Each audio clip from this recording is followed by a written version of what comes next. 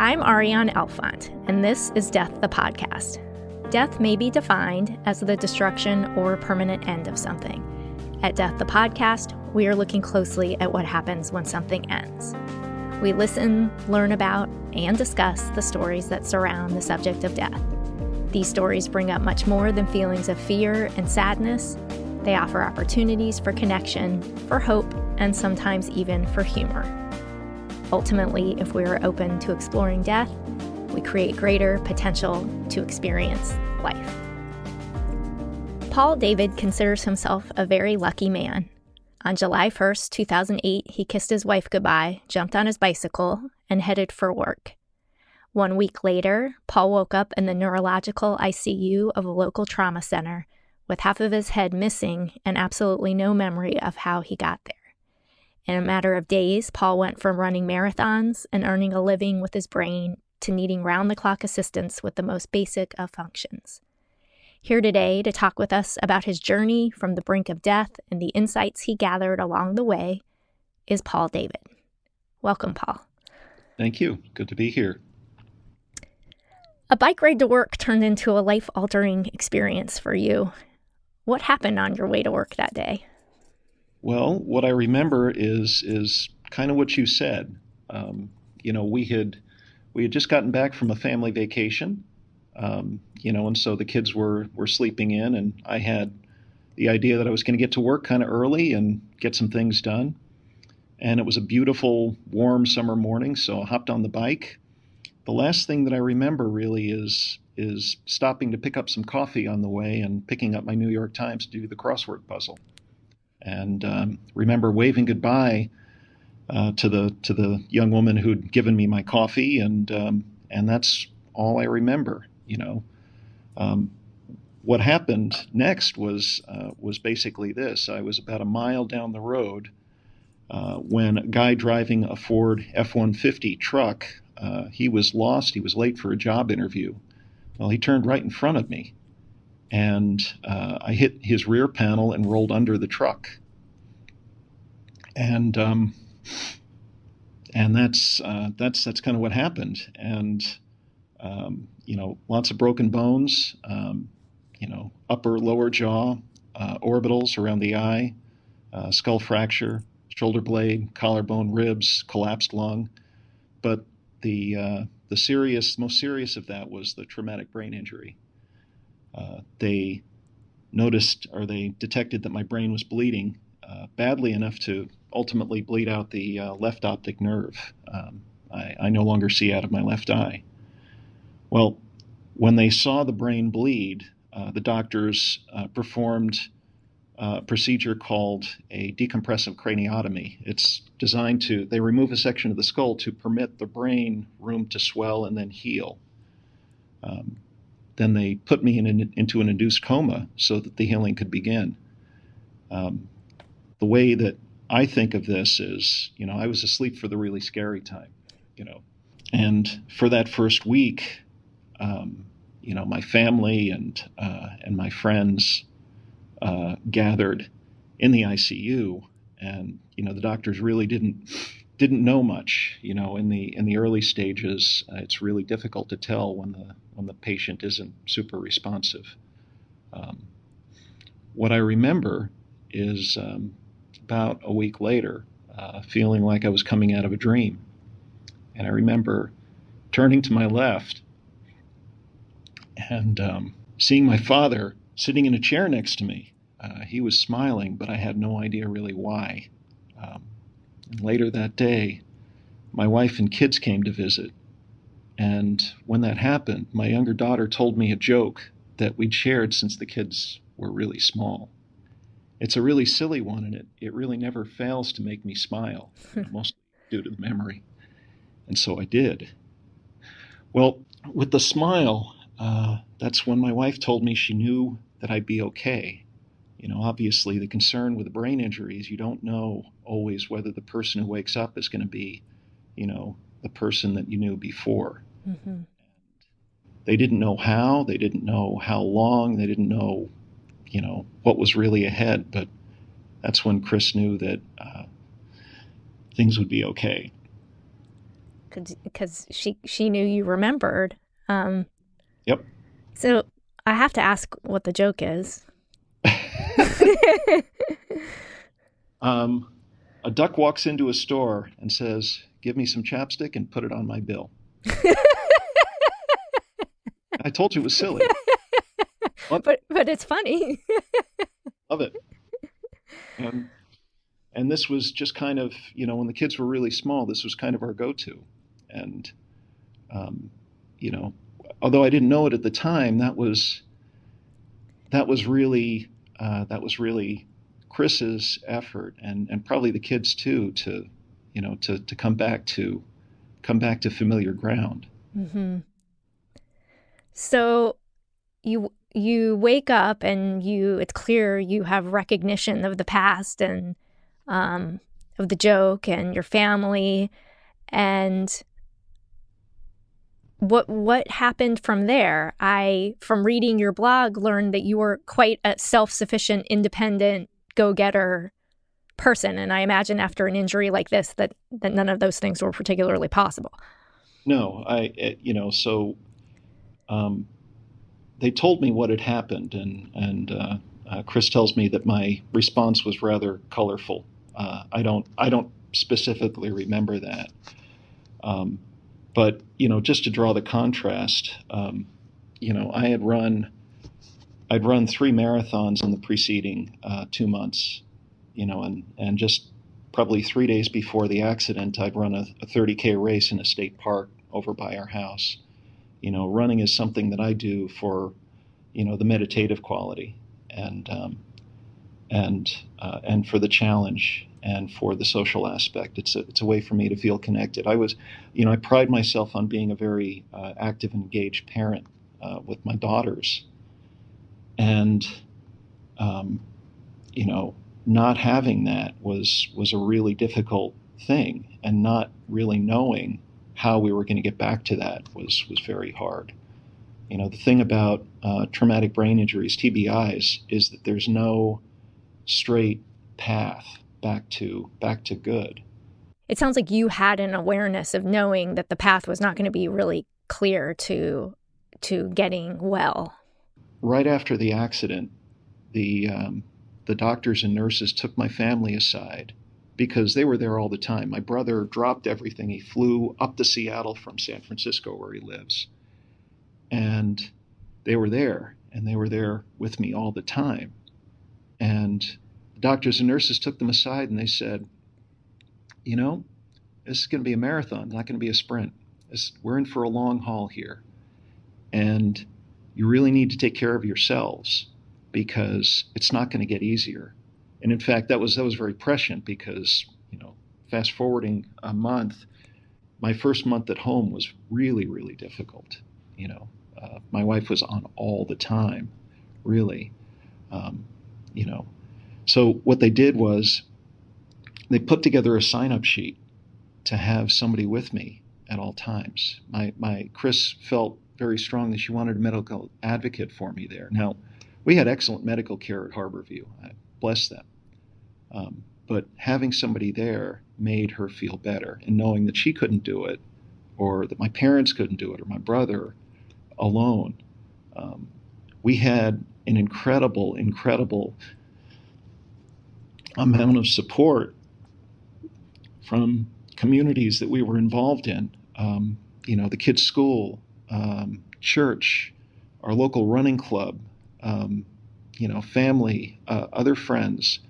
They helped with all sorts of things. They'd sit with me. They'd help the kids get places they needed to get to keep things as normal as possible for them. A friend of mine videotaped a play that my girls were in when I was still in the coma, just so I could see it later. And the thing that really resonated with me in the moment, because you're scared of all kinds of things as the patient, but when you have that degree of support, that degree of love present in your life, basically these folks are giving me the powerful gift of hope. It's you don't give up when you have hope, do you? Did you know before your accident that you had that degree of love and support? Uh, well, we're blessed to have, be involved in a number of really, really wonderful communities, but no, I mean, there's no way that you can really realize what it means. Well, I'll use first person here.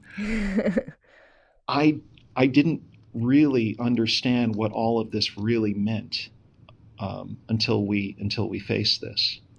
Um, you know, it's in that sense, I've been given such a rare gift to have have glimpsed into what this is, what it means, and to develop a deep sense of appreciation about it. I'm curious as a father and a husband what you learned about your marriage and what you learned about your kids. Oh my. Um, I'll start with my marriage with my wife. You know, uh, I I had the gift of seeing what true devotion, dedication really is. Um,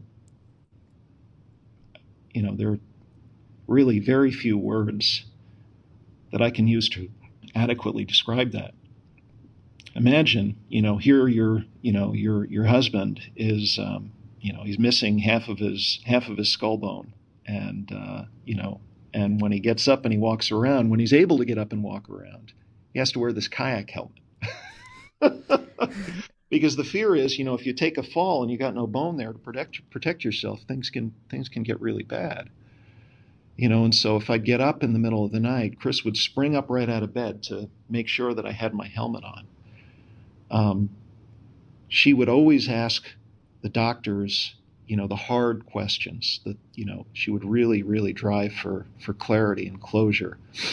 Um, you know, when because we had so much going on with my body. We had all of these broken bones and nerve damage and also nutritional things, because there are all these medications. And so she and my mom really made it a research, this concerted research effort to find the right doctors. You know, that's something. That's something that um, I can't imagine what it would have been like not to have that degree of dedication and devotion. For my kids, the way that I think about it, the nicest thing I think that anybody's ever called me is dad. Um, I hadn't, it was this part of our lives, the central part of our lives. But when I felt like I couldn't be as involved, or when I started to recognize how hard this was for the kids, they experienced something that I never did. I never experienced the fear of loss that they experienced. Um, I looked very different. Somebody looks pretty different when they're missing part of their skull, and it's really not pretty. And they dealt with that, and they loved me unconditionally. And the real driving force for me during recovery was getting back to being an active and very involved parent. Seems like there was a grief process in all of this for you where you were also able to tap into what was so positive in your life that gave you a kind of fuel. Yes, yeah, very much so. Really interesting conversation that I had with a counselor, and this would have been about 5 months after the accident. I had health-wise, I'd turned the corner, and I was feeling much better. And I was up and around. I was kind of doing more of my own things. I was thinking about when I'd get back to work. And conversation with the counselor is, so things sound like they're going pretty well. How's your family? And, stiff upper lip at the time me was, well, oh, so wife's doing this, the kid's doing this. And she said, have you asked them how they're doing? And I went, um, uh, well, sort of. And, what came out of it were some great conversations afterwards with each of them. The conversation I had with my elder daughter was particularly interesting after that. She and I have been very close before the, she and I, we probably more similar to each other. And so I asked her what she was feeling, what she thought. And she told me first of all, how frightening the whole thing was. And she told me, well, and you look different, you act different. And it really brought home to me that there is there's a process here that we all have to embrace, that we all have to allow ourselves to go through. She told me that there were some things that she'd been feeling bad about as a result, and this was all news to me. It was just like, oh my God, I love you so very much. I love you unconditionally. And the truth is that you have to keep allowing yourselves to feel these things, process them. In some ways, our family is still processing this. It's been 8.5 years now. But in so many ways, recovery from anything significant, anything traumatic in your life is a lifelong process. Did you ever get back on your bike and do that route that you had done? Yes. For a while, when I still worked in that direction, on my anniversary, I would get on my bicycle, ride that same route, and I would visit the fire station that answered my call. Really interesting thing happened on one occasion. I had the opportunity to talk to the guy who had worked on me at the scene.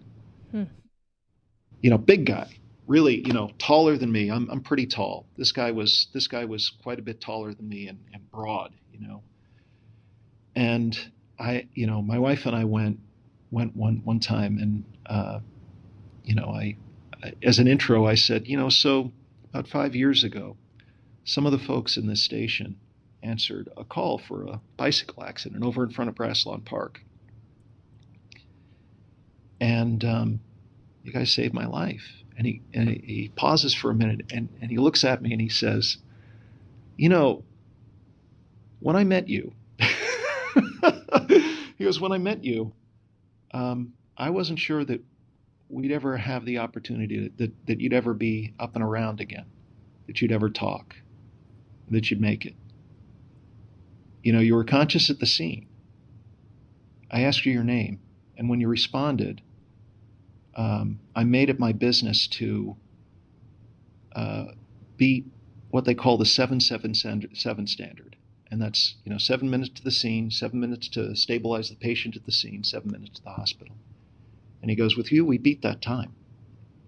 And what I do know about brain injuries is that time really matters. What I do know about subdural hematomas, which is what I had going on, is that they really matter. These folks, through their very prompt, very expedient care, saved my life. I've done a handful of bike rides along the way. I don't ride quite so much anymore. I feel apprehensive about riding in traffic. Oddly, or maybe not, I get nervous riding down hills fast. So I'm not the guy you'll typically see flying down the hill at about 45, 50 miles an hour. But I do make it a point to get on the bike periodically because I don't want to be defined or limited by what happened to me that day. So you rode your bike to that fire station and met the man that helped save you? Yes. Yeah. Yeah. I'm just interested in this whole connection between your mind and your body, given what your brain has been through, given what you've been through, and that the driving force behind so much of what you've talked about today has been staying hopeful and staying connected to the people in your life and what you have. Seems like that gives you a lot of energy. Yeah. Everybody's got that go-to thing. Everybody has the thing that they use to feed their soul. And it's funny, you know, for my daughters, it's probably music. And, you know, for the elder daughter, it's probably theater. For other people, I know it's reading, sewing. And for us, it's just this stuff. Mm-hmm. And that's really what it feels like. Mm-hmm. You know, there are some of the ways that my wife's encouragement, she got tired of hearing people complain about, you know, the whole car and bicycle dynamic that goes on. There's a lot of conflict. A lot of people point out careless drivers. A lot of people point out cyclists who don't obey traffic signs and regulations, things like that. This is constant back and forth. And Kris said something to me which really inspired me once. She goes, you know, rather than just complain about it, they ought to, if they feel strong, they ought to do something about it. Well, so one of the things at this encouragement, one of the things that I did is I got involved with the Cascade Bicycling Club to help advocate for better negligent driving laws. I had the opportunity to testify in front of the Washington State legislature several times, telling my story. Being able to make something good come from this was definitely an important part of the healing process. Is that the vulnerable users bill that I read about? Yes, that's exactly what it is. Yeah, and you know, the conversations I had several conversations with our state representatives, state senators, and others as well, and the privilege the privilege that I had to be able to tell my story. That one time when I went in front of the I think it was the House Judiciary Committee in Washington State, I was the only one there who wasn't talking about a loved one that they had lost to a negligent driver, you know, and that was really something for me to really understand how it felt and what the impact was, and know that you know that getting punitive on drivers doesn't really address the problem. It's really trying to figure out how we can make this better. So for example, what the guy that hit me, he was unemployed. Turns out he was uninsured too. Mm-hmm. And I don't really have a need to speak with him again. But really the only thing that I want from this guy is that when he gets behind the wheel of a car, he just thinks about it. And he doesn't make the same mistake again. And that's really all you can ever hope for. You know, taking things away from people, sending them to jail in a case like that. This guy made a human mistake. You know, he saw me in the rearview mirror. He saw me and he just figured I can make it. And you know, the police report said that judging by my speed and his speed, I had 1 second to respond and avoid the accident, and it took me about a second and a half. No.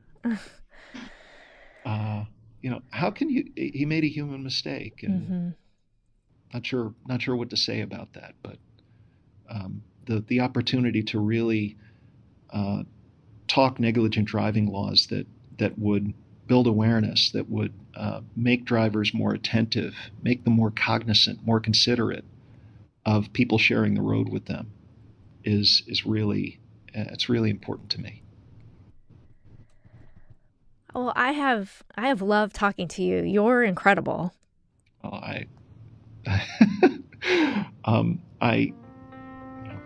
that's very kind of you to say. Thank you for spending the time with me.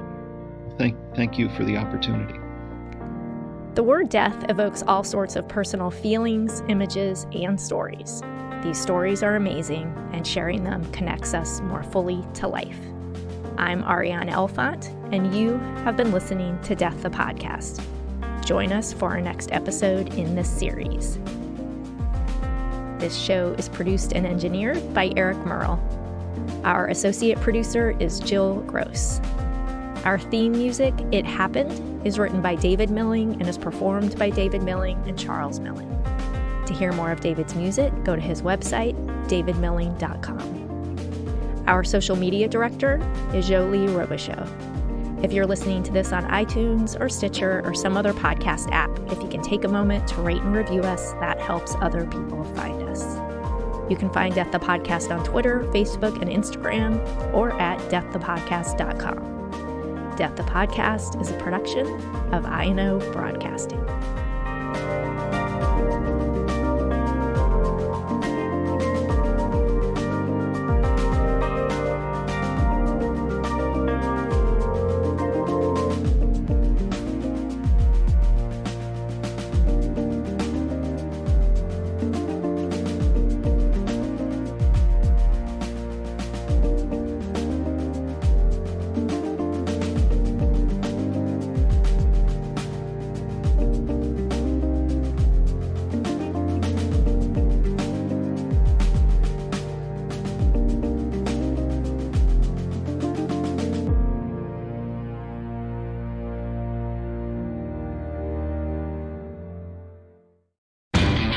You know Labor Day signals the unofficial end of summer, but not the end of your outdoor projects. Lowe's helps you do it right and helps you save with Labor Day deals throughout the store.